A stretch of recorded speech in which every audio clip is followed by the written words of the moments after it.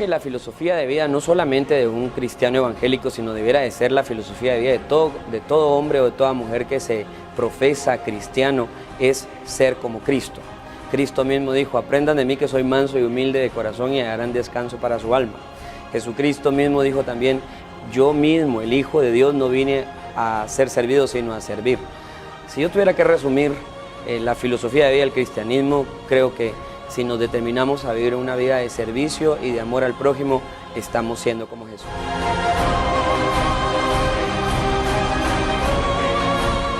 ¿Cuál es la verdadera revelación de Dios en el libro del Apocalipsis?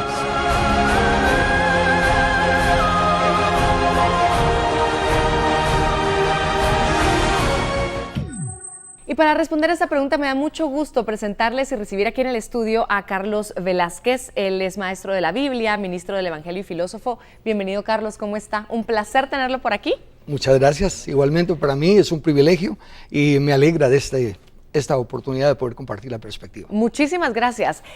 Hablemos entonces de esta última pregunta y cuáles son también esas señales que da el Apocalipsis y la interpretación que desde la perspectiva evangélica se da. Previo a entrarle a la revelación del Apocalipsis, me parece necesario poner una base. Nuestra creencia es la que es un Dios omnipotente, omnisciente e inmutable. Con eso significa que si Él todo lo puede, si Él todo lo sabe y no cambia, a lo largo de la Biblia, que es un solo libro, el concepto de Antiguo y Nuevo Testamento refiriéndose a libros es un error. El Antiguo y Nuevo Testamento se refiere a los pactos de Dios.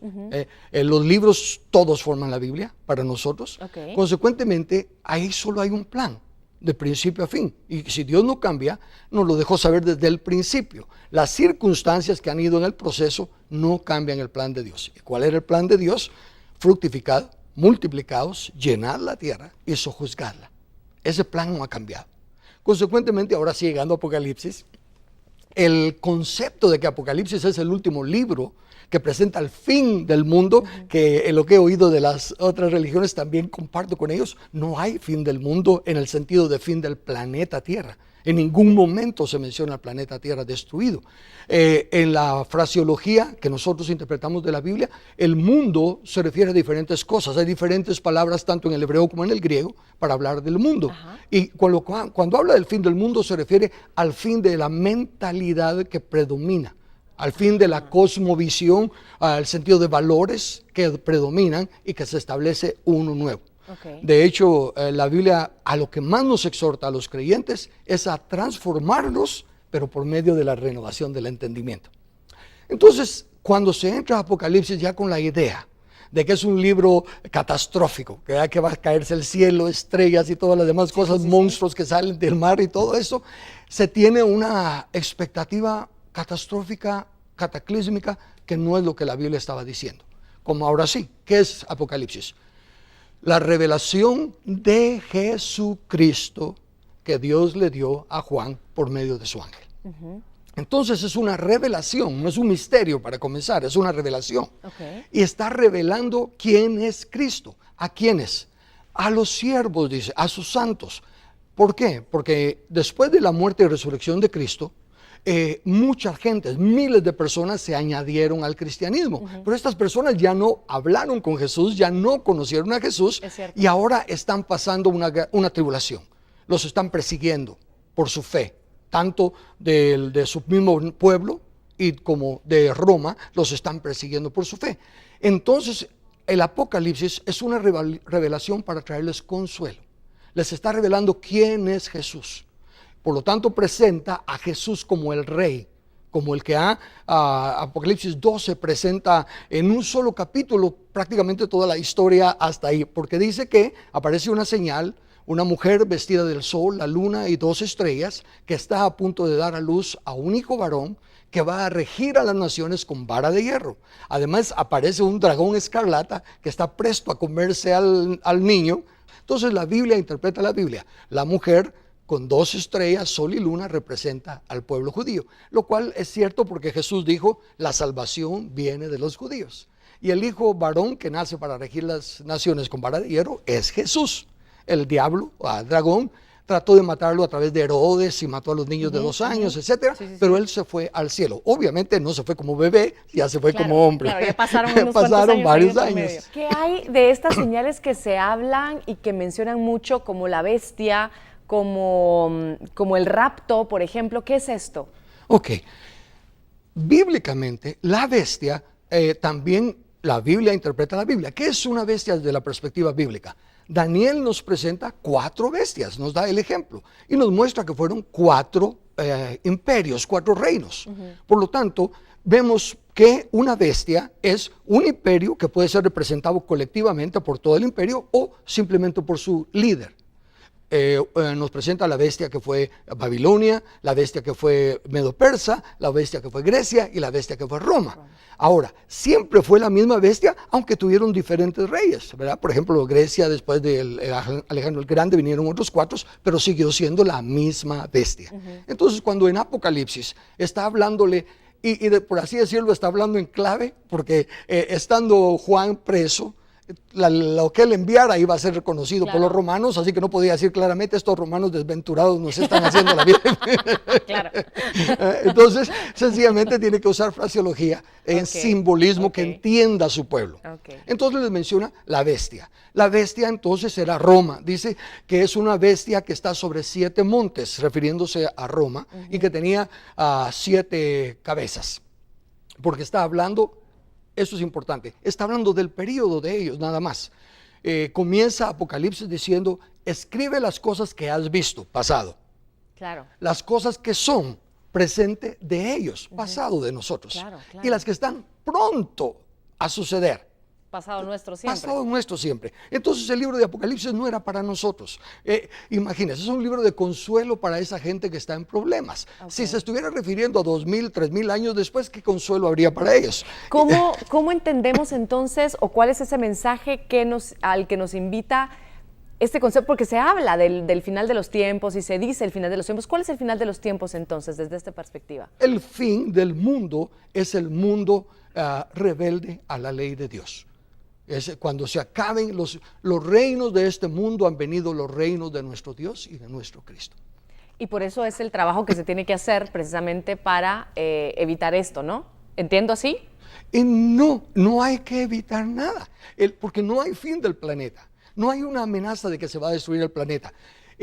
Claramente le dice a Dios a Noé, después del diluvio, que ha puesto el arco iris como un recordatorio de que la tierra no va a ser destruida jamás, que nunca más va a ser destruida. Y algunos malinterpretan las palabras de Pedro cuando dice: el mundo que en ese entonces fue destruido por el agua, pero el presente está reservado para ser destruido por el fuego. Pero no se dan cuenta que dice que es un fuego de juicio a los impíos, a los que no creen. Igual que el diluvio se llevó a los que no creyeron y dejó a Noé. Jesús dice: así como fue en los días de Noé, será la venida del Hijo del Hombre. Estarán 2 en el campo trabajando, uno será tomado y el otro será dejado. Estarán 2 mujeres moliendo, una será tomada y la otra será dejada. Bueno, si es como en los días de Noé, ¿quiénes fueron los tomados y quiénes se quedaron? Los tomados fueron los impíos y el que se quedó fue Noé. Entonces, en la segunda venida, los que serán quitados otra vez van a ser los impíos. Y los que se quedarán serán los que temen a Dios y los que guardan sus mandamientos. Yo le agradezco muchísimo estar hoy con nosotros. Con cada uno podría estar horas de horas de horas. Mis padres productores están jalándose el pelo de que yo sigo hablando y preguntando. Muchísimas gracias por estar con nosotros. Un placer tenerlo aquí. Y conoceremos ahora la perspectiva desde la Iglesia Adventista. La Iglesia Adventista del Séptimo Día se organizó oficialmente en el año 1873 en Estados Unidos. La fe adventista básicamente tiene como fundamento la Biblia. Sus 28 creencias están basadas únicamente en la palabra del Señor. Y es una creencia donde se toma desde Génesis hasta Apocalipsis, y allí se comprueba una creencia y así sucesivamente las 27 restantes. Básicamente el fundamento es la palabra del Señor.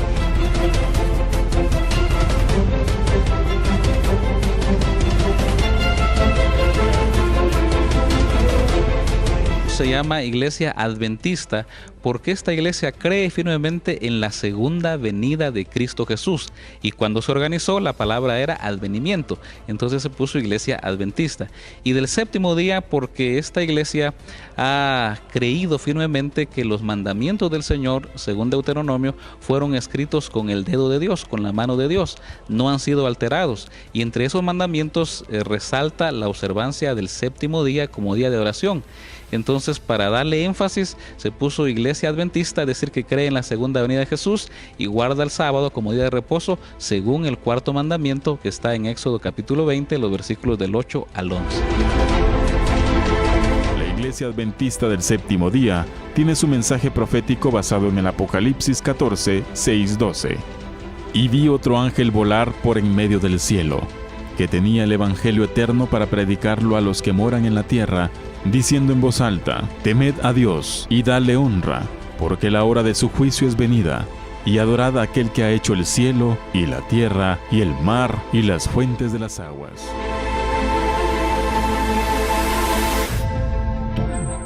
Responderemos esta pregunta al volver de la pausa comercial. Siga con nosotros.